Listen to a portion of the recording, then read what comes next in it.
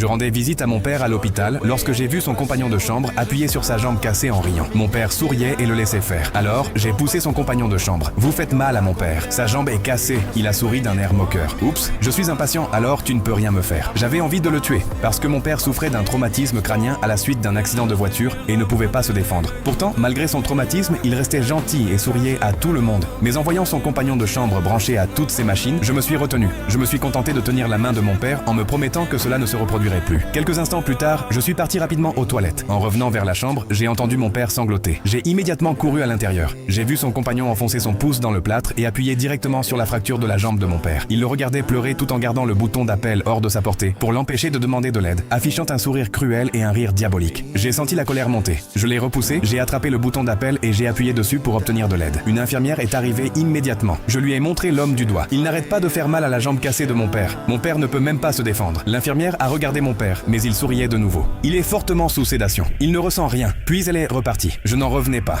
Le compagnon de chambre s'est adossé à son lit. Je te l'avais dit, tu ne peux rien faire. À la fin de la journée, la jambe de mon père était enflée et avait pris une couleur grisâtre. J'ai crié jusqu'à ce qu'un médecin arrive enfin et ouvre le plâtre. Il est resté figé en regardant la jambe pendant un long moment. L'os est complètement brisé. Il ne pourra plus jamais marcher avec cette jambe. Je suis désolé. Mon père s'est contenté de lui sourire, sans avoir la moindre idée de ce qu'il venait de perdre. Mon cœur s'est brisé. J'ai regardé le compagnon de chambre endormi dans le lit voisin. Et j'ai su exactement ce que j'allais faire. Le lendemain matin, j'attendais près du lit de mon père. Le compagnon de chambre s'est réveillé, m'a regardé et a souri. Une fois de plus, il a tendu la main vers la jambe de mon père. Voyons si je peux le faire pleurer encore plus fort cette fois. J'ai attrapé son poignet juste avant qu'il ne puisse toucher mon père. Il s'est mis à rire. Tu ne peux rien faire, tu te souviens? Alors j'ai repoussé sa couverture. J'ai saisi sa jambe et je l'ai tordue, jusqu'à entendre un craquement. Il a hurlé si fort que tout l'étage l'a entendu. L'infirmière est arrivée en courant. Que s'est-il passé? J'ai lâché sa jambe et je l'ai regardé droit dans les yeux. Oh, détendez-vous! Il est fortement sous sédation. Il ne ressent rien. Je lui ai brisé la jambe exactement comme il avait brisé celle de mon père.